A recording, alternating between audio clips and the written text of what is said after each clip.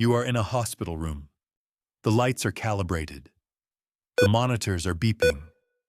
There is an epidural line in your back, and a nurse checking your cervix every 30 minutes, and a surgical suite 2 doors down, staffed and ready.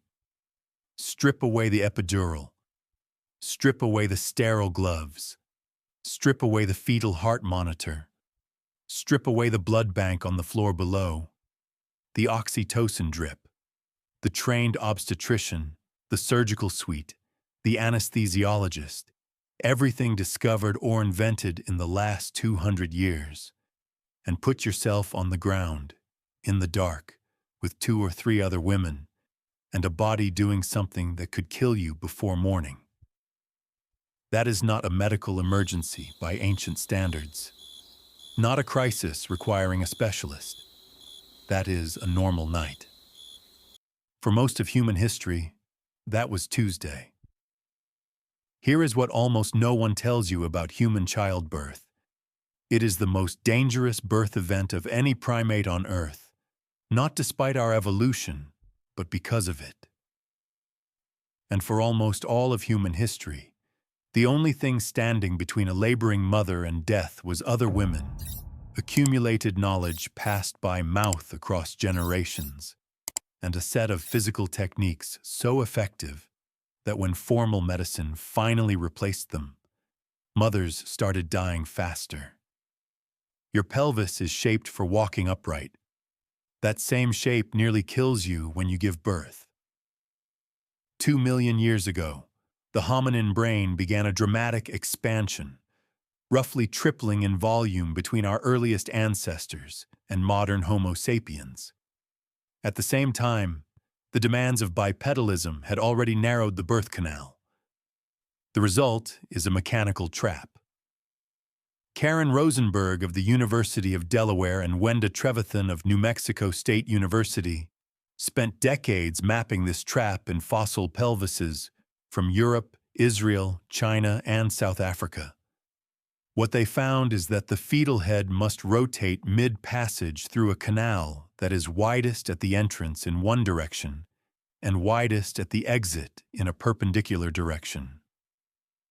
No other primate requires this rotation. Fail that rotation, and labor stalls. A stalled labor without intervention kills both mother and child, sometimes over the course of 3 or 4 days.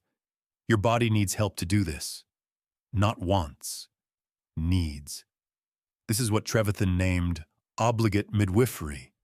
Human birth is structurally designed to require another person. Claire McFadden of the Australian National University, who developed the first methodology for estimating prehistoric maternal mortality from archaeological records, places natural maternal death, meaning death when nothing effective is done, at roughly 1,500 per 100,000 births. That is 1.5% per delivery. Over 5 to 8 pregnancies, the number compounds. A woman living in prehistory faced a lifetime risk of roughly 1 in 13 of dying in the act of giving birth. Not from disease, not from violence, from the mechanical consequence of being the most intelligent primate that ever lived. Postpartum hemorrhage renders a woman unconscious in under 4 minutes. It kills within 15 without intervention.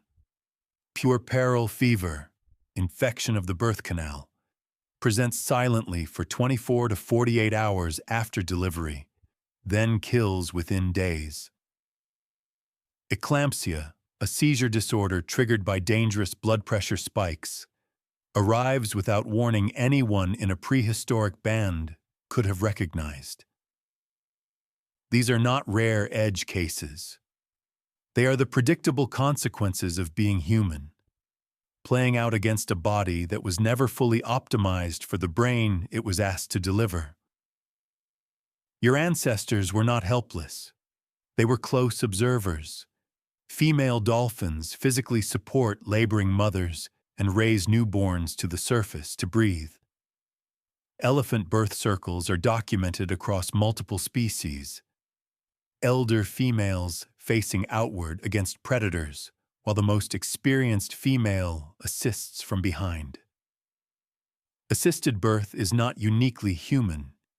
It is the mammalian solution to the mammalian problem of large-brained offspring. The women in your ancestral band did not need anatomy textbooks. They needed to watch what worked, remember it, and pass it forward. What they assembled across hundreds of thousands of years of watching and doing is more impressive than it sounds. They knew that squatting opens the birth canal.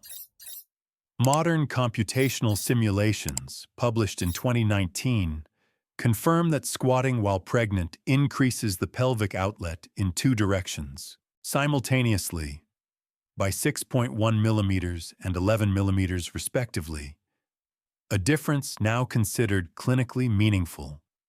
A clinical trial comparing squatting birth to the semi-recumbent position found the squatting group had significantly fewer forceps deliveries and a median pushing time of 31 minutes versus 45. Ancient women squatted for everything: cooking, resting, working. Their hips were adapted to it. The position that opened the birth canal was the position they were already in. They also knew, keep the laboring woman moving. Apply counterpressure to the lower back. Watch the third stage, the delivery of the placenta, because that is when hemorrhage strikes. They knew the sounds a labor makes when it is going right, and the sounds it makes when it is not. The numbers tell one story. The lived reality tells another. Picture southern Siberia, roughly 7,700 years ago, deep in the season before spring. A young woman, 20 to 25 years old, is in labor. She does not know she is carrying twins. Nobody does. The first baby is positioned wrong. Feet first, not head first, beginning its passage the wrong way through a canal that demands a specific sequence. She has been in labor a long time. The women with her know something is wrong. They know the look. They know the sounds. They change her position. They apply what pressure they know. They do everything their inherited knowledge tells them to do. It is not enough. She dies. Her twins are buried with her in a cemetery of 101 people who knew her name. Angela Levers of the University of Saskatchewan discovered this in 2012, re-examining bones in storage at Irkutsk State University, and realizing within 5 minutes that there were duplicates of the fragile fetal bones. Twins. One breech, one still inside. Published in the journal Antiquity in 2015, it is one of the oldest documented cases of fatal obstructed labor in the archaeological record. That is the rhythm of childbirth for most of human history. Not inevitable death, but the ever-present possibility of it. Met by a community of women with everything they knew and no margin for what they didn't. The same story is written in stone at El Cerro de las Viñas in Murcia, Spain, where Asumpció Malgosa of the Universidad Autónoma de Barcelona identified a Bronze Age woman whose skeleton bore the unmistakable marks of dystocia, obstructed labor, the oldest such case in the paleopathological record at the time of identification. And at Qom Ombo in Egypt, dating to 1750 to 1550 BCE, where the Aswan Qom Ombo archaeological project uncovered the burial of a woman in her mid-20s, with a near-term fetus positioned for imminent birth, and abnormalities in her pelvic bones that told osteologist Mindy Peter of St. Lawrence University exactly what had happened. The birth was compromised. She did not survive it. She was buried with a large quantity of unworked beads, perhaps the tools of her trade, perhaps the way her community chose to say who she had been. We don't actually know how often this happened in deep prehistory. What we do know is this. Among the Kung San of southern Africa, studied by anthropologists including Richard Lee and Marjorie Shostak, the maternal death rate in the 1980s, with no modern medical facilities, only traditional knowledge and experienced birth attendants, was 0.4%. Not 1.5%. Not 1 in 13, 0.4%. The gap between the unassisted natural rate and what accumulated female knowledge achieved is the measure of what those women knew. It is not a small gap. It is the difference between a civilization that survives and one that doesn't. This is where the story turns in a direction most people don't expect. The common assumption is that every step of human history made childbirth safer. The evidence suggests we made it more dangerous twice, and the first time had nothing to do with medicine. When humans settled into farming communities after 10,000 BCE, obstetric outcomes worsened. A carbohydrate-heavy agricultural diet made populations shorter and fatter than their hunter-gatherer predecessors. Shorter mothers, heavier babies, worse pelvic dimensions. Researchers at Durham University, led by John Gorman, proposed in 2022 that habitual squatting, routine for hunter-gatherers, had been actively expanding the birth canal for hundreds of thousands of years, and that sedentary agricultural life removed that protection entirely. The women crouching in the grass 50,000 years ago, taller, better nourished, with hips adapted to a lifetime of squatting, may have had lower rates of obstetric complication than a woman giving birth in an early farming village 9,000 years ago. Agriculture did not only create civilization, it made the most dangerous day of a woman's life more dangerous. The second time we made it worse is harder to sit with.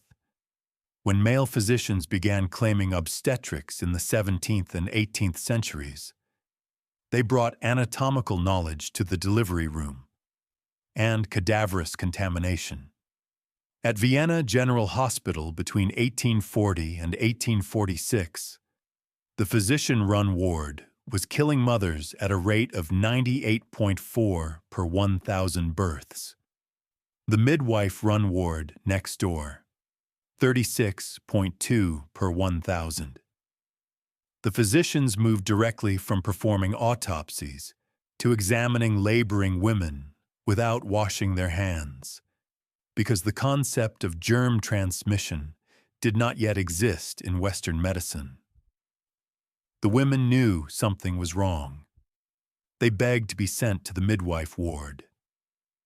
Some chose to give birth in the street rather than enter the physician ward. In 1847, Ignaz Semmelweis ordered his physicians to wash their hands in chlorinated lime before every delivery. Mortality in the physician ward dropped from 18% to 1.27%, matching the midwife ward almost immediately. He had no theory. He had numbers. The ancient insistence on cleanliness, the rituals around birth that formal medicine had dismissed as superstition, had been doing exactly what he proved hand-washing did. 300,000 years of knowledge, derided and nearly destroyed, vindicated in a single data table. Sit with that for a moment. That woman's body is your body. Her pelvis is your pelvis. The rotation her baby had to make is the same rotation yours would make. In 2019, a research team published a computational simulation of squatting during pregnancy and confirmed mathematically what ancient women had known physically for 50,000 years. The position opens the canal, eases the passage, reduces the damage.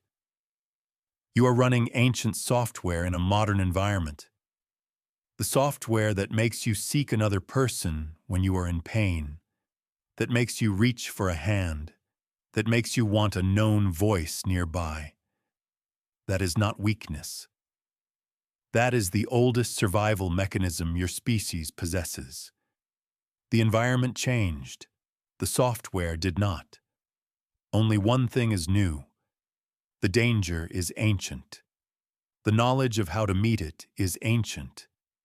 The idea that a woman should face it alone, on her back, in a room full of strangers with credentials but no relationship, that is new. Only that is new. Every woman who knew what to do at a birth, who placed her hands in the right place, who held the laboring woman upright through the night, who recognized the sounds that meant something was wrong and stayed anyway. She passed something forward. Not in writing, in presence, in the act of being there and knowing. You are what she passed it forward to. The inheritance is in your body. It has always been there. It was never lost, even when it was nearly taken. She did not have monitors. She did not have surgery. She did not have a name for what she knew. She had women who had done this before. For most of human history, that was enough. It almost always was. If you made it this far, you are exactly the kind of person this channel exists for. We make videos like this one every week about ancient human behavior, about what your body still remembers, about the gap between the world you were built for and the one you actually live in. If that is something you want more of, hit subscribe. It costs you nothing. And it tells the algorithm that this kind of storytelling is worth keeping alive.